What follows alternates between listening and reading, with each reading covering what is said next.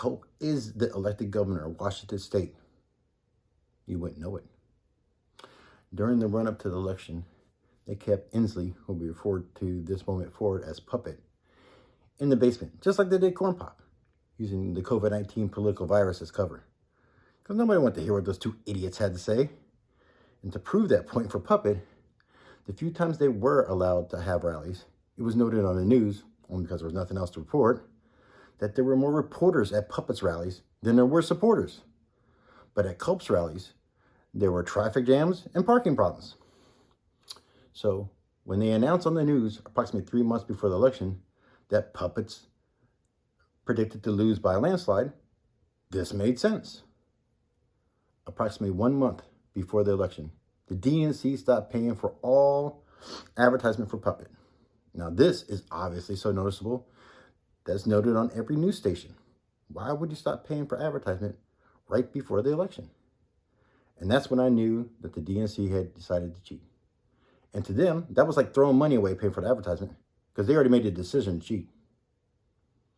So, the election night. These are live results. What's important is at the bottom of the screen in small numbers is the live results of and total results of Culp and Puppet on the bottom in small numbers. And right above the total number of votes is where the live results come in. And you can see that number for 1 second, 2 seconds, then it descends in the total number of votes and then gets added in. I'm just watching these two numbers. It didn't take long. It's like 5 minutes. And Culp starts leaving Puppet in the dust. As soon as this happens, they give Puppet 250,000 votes even.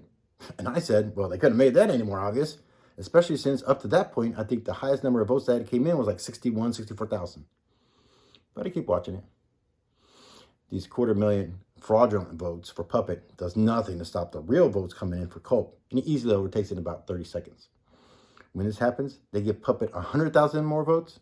And then 3 or 4 seconds later, another 100,000 more votes. I just turned it off. So, the person that had more reporters than supporters show up at his rallies, predicted to lose by a landslide, stopped paying for advertising right before the election, is the only one of the two to get 6-digit number votes. Not only did he get one, he got 3. And all 3 of them are exact even numbers that were obviously typed in at a terminal and not live results. So, what the DNC did is play their favorite horror movie that they redistribute nationwide every election year. Silence of the voters. And this is how it played out in Washington. Time to use the power of the vote to get rid of that Puppet. It's a one-trick pony. It has one answer for everything. What are you going to do about the energy crisis? Windmills and solar panels. The housing crisis? Windmills and solar panels. The Native American rights? Windmills and solar panels. The homeless and drug crisis? Windmills and solar panels. The rampant retail theft? Windmills and solar panels. Time to put somebody in with a brain. Culp 2020. No thanks, guy. We're going to use common sense and logic on this one. It's Culp all the way.